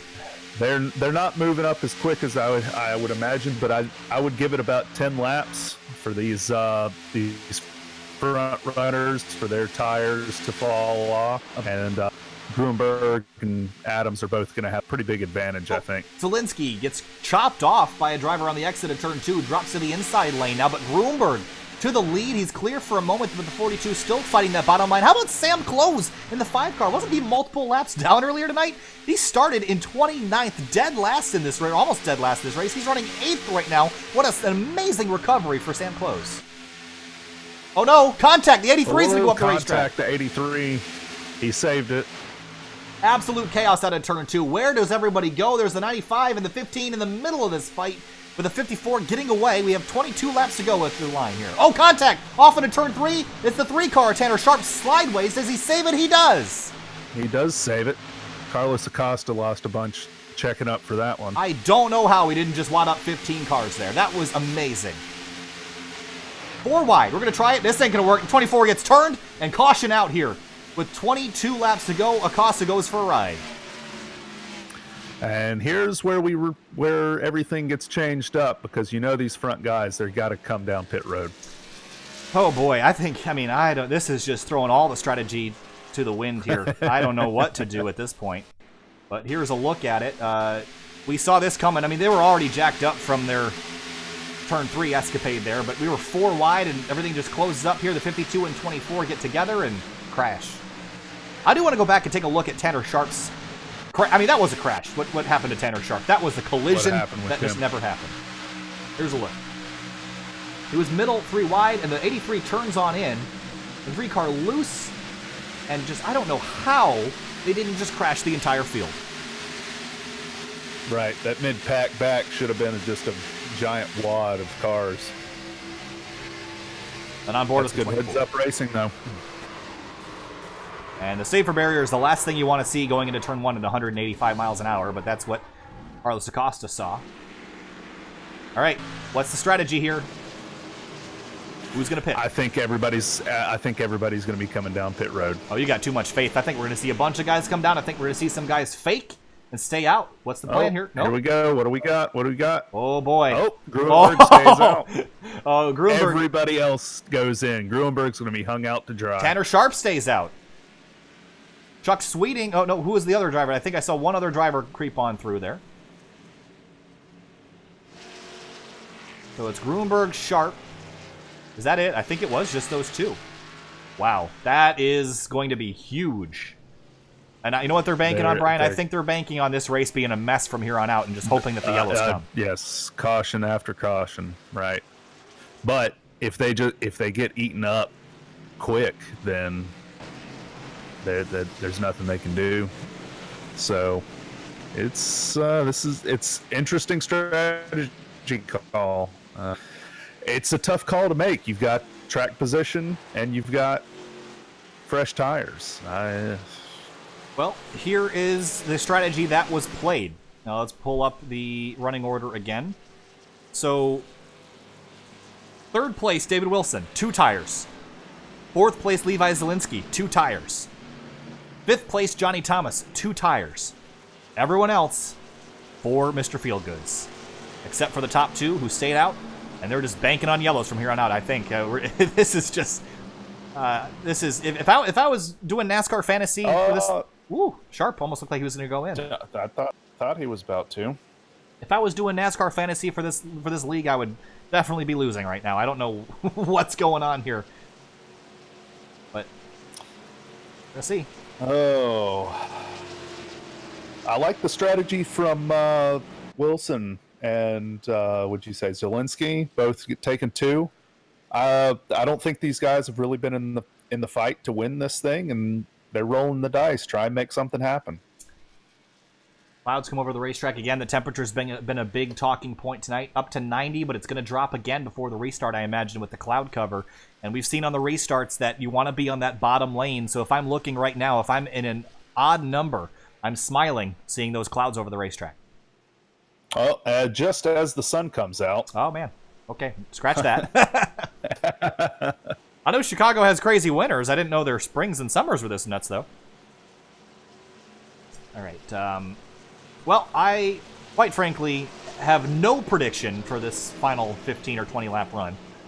I have no idea how this is going to pan out. This is probably one of the craziest strategy races that I think I've witnessed on the iRacing service. I mean, what do you do here? I mean, Grunberg and Sharp, they have to be banking on a yellow or multiple yellows. They have to be, absolutely. I can't see how in the world they could be banking on being able to hold these guys back for another... what is this going to be, 16, 17 laps? There's no way. It's going to be 17-lap run to the end. And Grunberg takes the inside lane for the restart. I think that's a smart move. But now I'm looking at Wilson. I'm looking at Johnny Thomas. I'm looking at Kevin Finn. All these guys on the inside row are probably going to get a great launch. Question is, can that outside row get a better restart than they have in past restarts? We've seen that second-place guy has not been able to even closely match the leader. They've been left behind every single time, so I think Tanner Sharp's in trouble here. Oh, absolutely. I think Grunberg is just in general. He's been driving to this restart's just not the place you want to be either. It has been quite the night. Had about 6 or 7 yellows at this point, but most of them concentrated in the first half of the race. It's been mostly clean and green, other than a couple quick yellows here in the late stages of this one. Gonna have 17 laps to go. If we go green to the end, which I doubt, it's gonna be about 9 minutes worth of racing. Coming back to the green flag. 17 laps to go here in the Windy City. Pace car's off. Green There flag goes Grunberg. flies, and back in the air, the 54 does not get a great restart. The 3-car is Sharp. He got through the first gear well, shifted, and then lost all that momentum. David Wilson comes into second place. Johnny Thomas tries to get to third. Thomas was pushing Wilson big time on the start there. And now I wonder, how long are we going to stay green? Wilson drops to the inside lane. He's got 2 tires, remember. He's got more tires than the 54 does. Scrambling on the back straight. 3 and 4 wide off into turn 3. Wilson to the lead. Right there, you see how much tires matters. I think they were hoping that it already would have been yellow. I don't think we're done and out of the woods yet, but they're coming for tires now. Frankenfield back up there. Oh, we're going to try 4 wide, aren't we? Down into turn 1. 4 wide momentarily. Frankenfield and Adams. Oh, here we go. Big crash in turn 1. Big crash. Tanner Sharp, Paul Ross. Oh, more. The 42 of Giadersich, Richard Hines, and a whole wad of cars down in turn number 1, and that's what the 54 and the other vehicles were expecting. But it happened a lap too late for them to hold their lead, but a big mess down in turn 1. But David Wilson in the lead, followed closely by Chad Frankenfield, and then just right there behind him, Josh Adams. I don't think Wilson's going to be able to hold on to this once we go back to green. We're going to find out here, but let's take a look at the replay from that collision. I saw the 18 get kind of hooked into the fence here, so let's take a look. I think it was Zielinski in the middle, I believe, but we'll take a look from up above. Maybe it'll give us a better perspective. So, yeah, the 18... Oh, he's on the apron entering the corner. He slips up the racetrack that gets the 6 involved, and the 42 and 3 get clobbered. The 27 car spins, and then the 2 of Richard Hines. Oh, man, there was just so much to debrief with here in this wreck.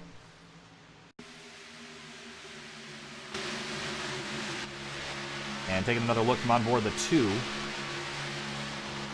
Now they wad up. Everyone just jumps on the binders. There was really 2 separate wrecks. Ooh, the 1 car, a Hickey, gets drilled from behind, and nowhere that Hines could go. Oh, did the car turn over? 42 almost got up on his lid. Wow, interesting development. Gruenberg comes down pit road. Wow. Yeah, I think that he had to do that. I think that's, yeah, but it's a day late and a dollar short there. Yeah, and that's really going to seal the coffin on this one. It's too late now to get all that track position back. Oh, I haven't heard that saying in a long time. I'm sure it's ringing in the ears of the 54, though. All right, so I'm looking at Chad Frainfield and looking at him as probably the guy to go to victory lane now. I mean, he's got 4 fresh tires on that car.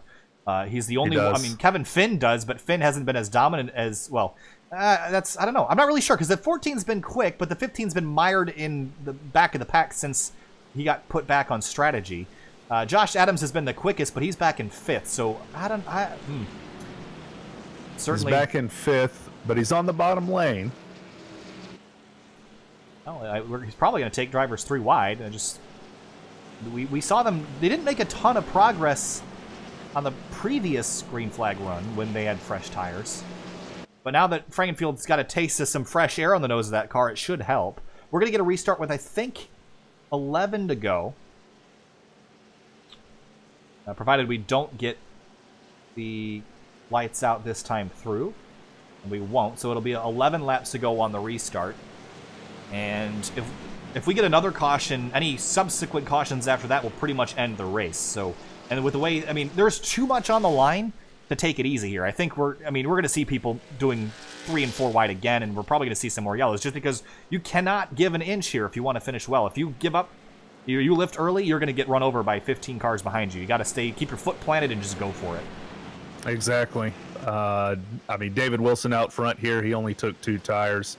He's going to be fighting for everything he can. I don't think he'll be able to put up much of a fight, but he will be fighting for everything he can, which means the 15, the 83, these guys are going to be pushing really hard to just go ahead and get by him and put the 39 between them and anybody behind them. Oh boy, I don't want to be on the top of the pit box. I don't want to be inside the cockpit. I don't really want to be anywhere but in the booth, and I'm even nervous up here. I just don't. I mean, this race has been, I mean, at points it's been, there was quite a bit of yellow and running behind the pace car a lot, but we also had about a 50-lap green flag run, and then lately, once the intensity picked back up, we've seen a bunch of yellows. I just don't know how this thing's going to end. I don't know who's going to manage to get out of this thing alive and take home the checkered flag tonight.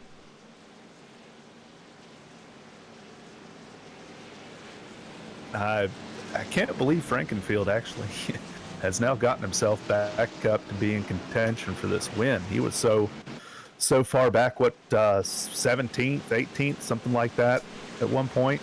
And that's just how quick things can change. You catch you catch a caution at the wrong point after a green flag run, and you get your green flag stop done, and the caution comes out, and it can help you big time. And I think that's what happened with him. And if I'm Chad Frankenfield, I am sending David Wilson a bunch of Christmas cards later this year, because Wilson took the outside lane, which lines up Frankenfield on the inside, which is probably the place to be for the restart. And look who's behind him. He's got the 83 of Johnny Thomas, who pushed really hard on the previous green flag. And also, it's the 95 of Josh Adams lined up. So that means that the 15 can kind of control what happens to the 95 here if he gets to him. So it's going to be 11 laps to the end of this thing, about 6 minutes worth of racing. David Wilson on the outside is your leader. It's Chad Frankenfield, Johnny Thomas, Kevin Finn, Josh Adams, Sam Close, your top 6. How about Close again, getting himself inside the top 10 for the end of this thing. Pace car is off. Green flag coming back in the air. Wilson fires off. The 83 and 15 get a bit of a laggy start, but they're going to have a big run out of turn 2. 11 to go. 83 pushing for all he can. on that start. That shoves the 15 clear, and he'll probably get a great run on the back straightaway, but he's going to have to stay pinned against that white line to keep that 83 behind him. He does. He's going to give him a bit of a room to take a look, but I don't think Johnny Thomas is going to try to force Wilson's not giving him the bottom. Ooh, this is getting tight. This top 5 in turn 3. Look at the 95 of Josh Adams trying to force his way into 4th. But here comes Chad Frankenfield now to the outside of the 39. 10 to go at Chicago. Do you give up the bottom this early from the restart? I think that inside's still the place to be. 95's going to try the outside. And so will Kevin Finn. They're going to be 3 wide out of turn 2 for 3rd. Side by side for the lead. It's going to be Wilson and Frankenfield door to door as they enter turn 3. We're 3 wide behind them. And here's where we see the difference between 2 and 4 tires. And here comes Josh Adams, the dominant car of the night. He's going to push that 15 car. That's the line to choose right now. And then as soon as he gets the 15 out by himself, he'll try to take a stab at him. But 9 to go, nose to tail. It's the 15 and 95 of the outside lane, the 39 all by himself. And there goes David Wilson. I think that lead's going to be gone here as we enter turn 3. He put up a good fight. He stayed out there for 2 or 3 laps, but he doesn't have the tires to stick up there. Now, with 15 and the 95. Frankenfield needs Wilson to fight that 95, and he needs the 14 to be a mosquito in his ear as well. As they enter turn 1, he's got to have to distract the 95 to keep him behind. The 15 slips, so does the 39. They both go up the racetrack out of turn 2.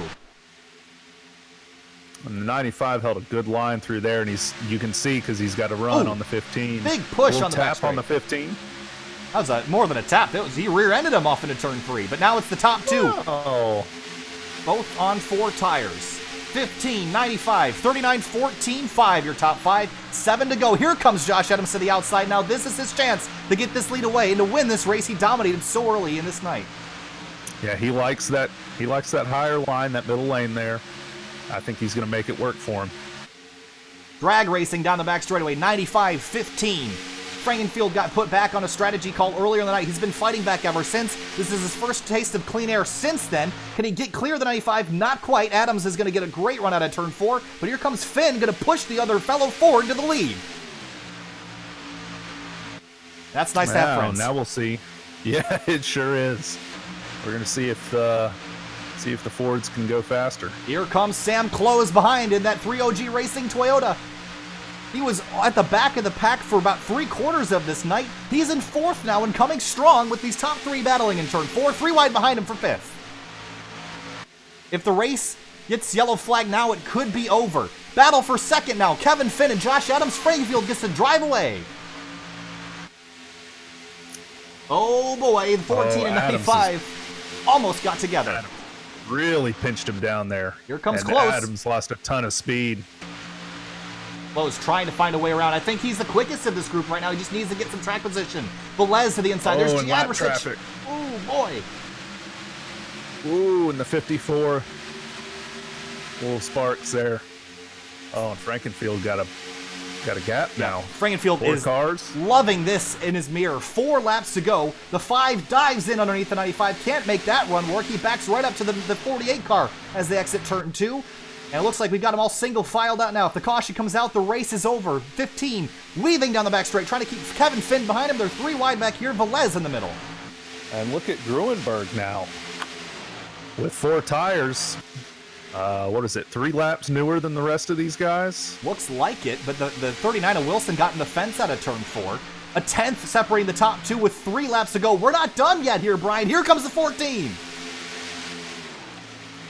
Kevin Finn's certainly putting up a good fight here. Last week, he just needs to dive it down to the inside. Last week, Kevin Finn was denied the win at Phoenix. He got knocked out of the lead. About midway through the race, was not able to recover, but here he drops to the inside of the 15, coming to 2 laps to go. 3 miles to decide this race in Chicago. Contact! They run into each other. They crash at the start-finish line. The 15 spins across the straightaway, and he's going to collect more cars, potentially. 14 saves it. The 95's now in the lead. Wow. I think the 15 held on to it and kept it off of the racing line there. He did. We're coming to the white flag. Contact again. The 14 goes way up the racetrack in turn 3. Josh Adams was behind this, thought his opportunity was gone. But the leaders get together, coming back to the 2 laps to go mark, and now he's only got 1.5 miles left to collect his first victory of his RaceKings Cup Series career. Wow. He's been strong all night long. What a turn of events these last couple laps. The 15 of Frankenfield in 17th place. But out up front, no one's going to be able to challenge Josh Adams, the dominant car of the night. Coming through turns 3 and 4, it took a little bit of luck and a lot of fate. But he's going to come out of turn 4 for the first time in RaceKings Cup Series history. Josh Adams is going to take the victory lane. And behind them, Sam Close and Velez to the line. Wow. Banging doors coming to the line. And Matt Gruenberg coming back for a top 5. A top 5 for the 54. A great run there. How about Sam Close? A phenomenal run after a slow start to the night. But you have to feel for the 15 of Frankenfield. He ends his night in 17th place. What a disappointment for the 15. Yeah, he had a really fast car. He was fighting really hard there, and that contact with the 14s, it didn't go his way. The 14 came out pretty good with it. And Josh Adams is going to do burnouts with his Camaro at the start-finish line, and won a couple races in the 3-Wide Driver Development Series a couple months ago, and was one of the hottest new talents other than the 15 of Frankenfield. And Frankenfield had the opportunity to win this race, but defending against Kevin Finn, they got together at 2 to go. The 95 of Josh Adams drove around and collects the checkered flag. So let's take a look at your results first, then we'll go back and look at the situation between the 14 and the 15, and then we'll jump to break and grab your interviewees. But let's take a look at the results, of course. Adams, Finn, Velez, Close, Gruenberg. Look at those margins between 3rd and 5th. About a 10th of a second. 6th, Chuck Sweeting, David Wilson, Johnny Thomas. Kyle Hanshaw got a top 10 out of that. Justin Kolb as well. Those guys weren't around the top 10 all night long. They still won around at the end. Corey Lindsay rebounded from his rough night to 14th. Levi Zielinski ends his night in 18th. And, of course, Chad Frankenfield, 17th place after what could have been at least a 2nd place this evening. Interestingly, Lafferty, who was at the front on a restart, fell all the way back. He was the last car on the lead lap there for a while, and he's back up to 13th. Wow. I'm going to just jump back real quick. I want to take a look at those closing laps and look at the 14 and the 15 get together, because I think everybody is wondering what happened there and whose fault was that. So we're going to go scroll back a couple laps and find out exactly what occurred. And we'll take a look here. So it was the 14 and the 15 battling for position. Here's a look. So it was 14 on the inside and the 15 on the outside. Yeah, the 15 just turned dead left into the 14 to try to side draft him, I think. And that's really what threw... I mean, the 15 kind of did that to himself there, I feel like. Here's another look from on board the 15.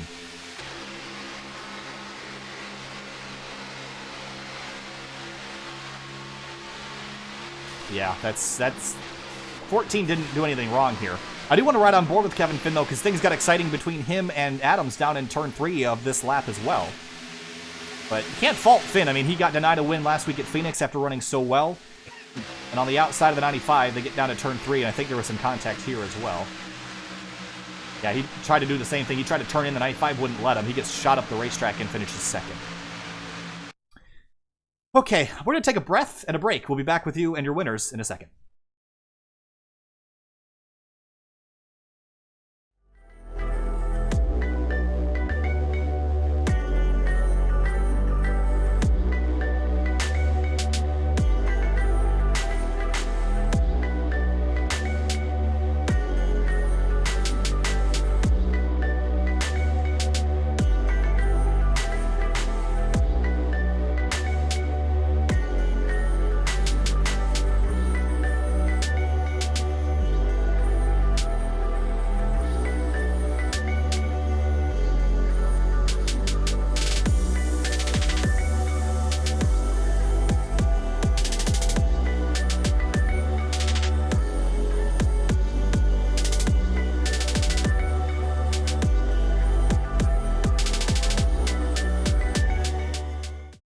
Welcome back live to SimTV here now with Chad Frankenfield, who finished 17th on night, but that running position doesn't really encompass your night tonight, Chad. I know it was you're running quite well, got back on some pit strategy, then changed it all around, kind of had your own destiny figured out, and then coming to 2 laps ago, contact with the 14. Tell us what happened. Just side draft and went wrong. I apologize for 14. I think I killed his momentum there. Yeah, it's a bummer, man. I think in hindsight, if I would have just stayed on the outside there, I would have been able to just hold him all the way around.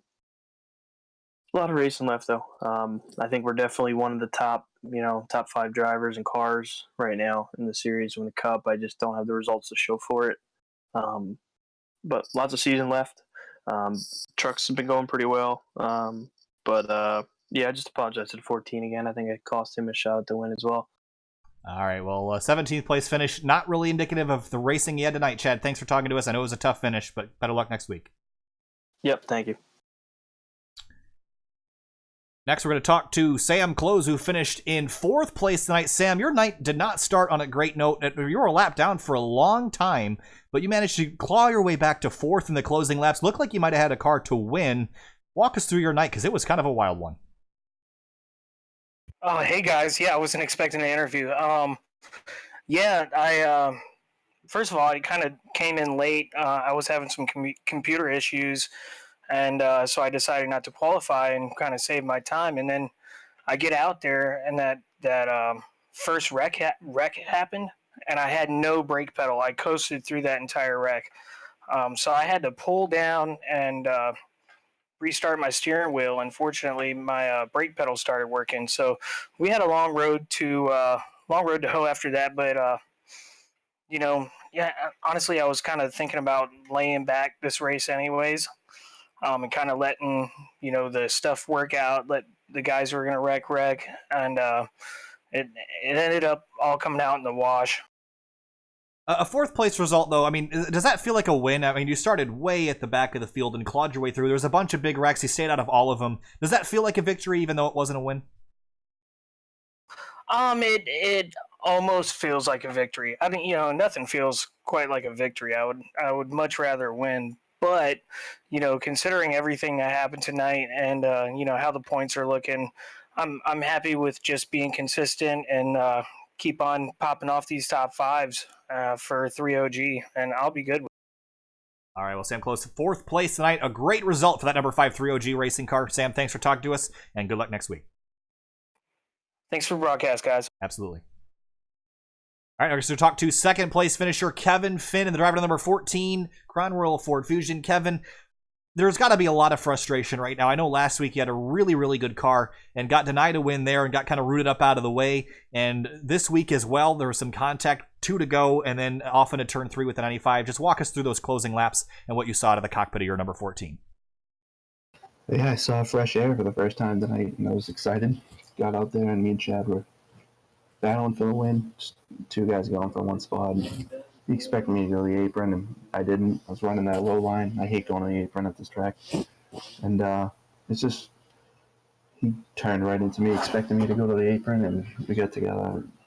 Just started going into the wall, and me and Josh going into 3 there. He didn't turn as left as I thought he was going to, so we do each other. It sucks. Another week of getting denied, but what can you do? Yeah, I mean, is this more frustrating or is this encouraging that you have the speed to run up front, or is it more frustrating that you have the speed and aren't getting those checkered flags? I'd say a little more of both, but it sucks that you get up there and just stuff happens and preventing you from the win. But I think this style of racing really makes me more mad. Just miss the old mile-and-a-half type of tracks where we used to use skill really for driving around, but it's different. Everybody's got the same car, so what can you do? All right, Kevin Finn, 2nd place tonight, that number 14. Kevin, better luck next week. Thanks, guys. All right, we got 2 more left. We're going to talk to Nathan Velez, who finished 3rd place tonight in his number 48. Nathan, it was really exciting around you a lot of the night. You had some great battles going on, but a 3rd place result, that's about as good as you're running all night, so that's got to feel like a pretty successful night for you in that 48 team. That it does. It was a white knuckle race in there the last few laps with Sam and I believe Gruenberg. It's pretty awesome. Throughout the night, we saw the outside lane kind of get better when the track warmed up and get worse as the track cooled down. Where did you feel like your car was strongest, and where did you choose to go those last couple laps? I felt my car was pretty good going down low, coming in high, down low, and trying to make it stick. That's where I believe I was the fastest. Early on in the runs, I was trying to run mid to high, kind of save my tires, but there was a couple of times where I was pushing it and kind of burnt them off a little bit. All right, Nathan. Well, hey, a great result there. A third place for the 48 team. Things are going in the right direction for you. Good luck next week. We'll talk to you later. Thank you, sir. All right, last but certainly not least tonight is going to be Joshua Adams, who won this race in that number 95 car. Josh, probably the most dominant car of the night, but things were not looking in your favor those last couple laps. The restart didn't really go your way. You were behind the 14 and 15. They get together, and then it's a drag race between you and Kevin Finn. There was some contact, but you walked away with a checkered flag for the first time in your RaceKings Cup Series career. Walk us through your night and those last couple laps. First time in my first race. But, yeah, I just had to hope that they were going to get together. I kind of got behind, and when they got side by side, I thought I might have had a shot at it, but them getting together is definitely what pulled me in. I kind of felt like I gave away a shot when I pitted, from the lead or whatever it was, like the second to last caution, but we were able to claw the way back through. I mean, obviously, you're right. I hadn't even noticed this was your first start in the Cup Series. I've seen that 95 around quite a bit, just not here. But this has got to be a great way to start your season as we look forward. Are the 1.5 mile tracks? A lot of people have been saying that they're dreading them, but you seem like you've got this thing figured out already. So, are you looking forward to the 1.5 mile racetracks, or perhaps some of the other styles of courses that we go to? Definitely, I like running this new style. I've done a lot of racing in the officials, and it's I've gotten a lot of practice with it, and I ran Kansas pretty well last week, and that was almost the same to tonight. So kind of some extra practice last week. All right, Josh. Well, celebrate that one. It was certainly a well-earned victory. Some chaos around you, but it certainly helps you out at the end there, Josh. Great job. We'll see you next week. Yep, thank you. I just got to thank Kettman Lear. They brought me on, and they let me start running the Cup Series this week. So if they hadn't brought up that idea, I wouldn't even be sitting here with you. Absolutely. So, Josh Adams, welcome to the series, and go celebrate in Victory Lane. We'll talk to you next week. Thank you. That's going to wrap up interviews tonight. Brian, what a race we saw. The first half was kind of a bloodbath, and then it sorted out, was clean and green for the majority of the rest of the race. And then the cautions bred cautions at the end. We saw a bunch of strategy, but the dominant car of the day won this race. But there was some drama that led to it. Thoughts and opinions? Wow. These guys put on a show. There's so many ups and downs. I mean, we had guys that went all the way to the back and then all the way to the front. Matt Gruenberg looked like for a long time he was just going to be stuck mid-pack or back, and here he comes with the top five. Sam Close started, didn't even qualify, and top four. But I called it early. Josh Adams, he was the man to beat, and he went out there and got it done. He certainly did. So let's take you an update on what we're going to be doing this week here on Sim TV. We are going to be off on Wednesday, but tomorrow it's Fuel Cup Series action. It's we're still in the middle of the Fuel Finals. We head to Charlotte for the All-Star Race for Week of Non-Points action. That's going to be a multi-class event with the Cup car, the truck, the Xfinity car, and the National K&N car. So that's going to be a crazy one tomorrow night, 9 p.m. Eastern Standard Time. Yeah, it's going to be crazy. And then on Thursday, we have Scars Ferrari Challenge, which you'll be competing in, Brian. That'll be Thursday from Sebring, which is... Sebring, yes. Which is where we started streaming Scars action. It was our first stream a long time ago. And then on Friday, we are off again this week for VRL, but Saturday we return to Outsider Racing League action from ISM Raceway on the 18th at 10 p.m. Eastern Standard Time. And then next week, we head in the Truck Series for 3Wide. I think we go to Bristol. So we head to Bristol, Tennessee, and then next week we head to Bristol as well in the Cup Series. So some short track racing coming up. That's bound to be exciting. Thanks for watching, and thanks, Brian, for joining us tonight. We'll see you guys on tomorrow night, 9 p.m. for Fuel Action from Charlotte. We'll see you later. Have a good night.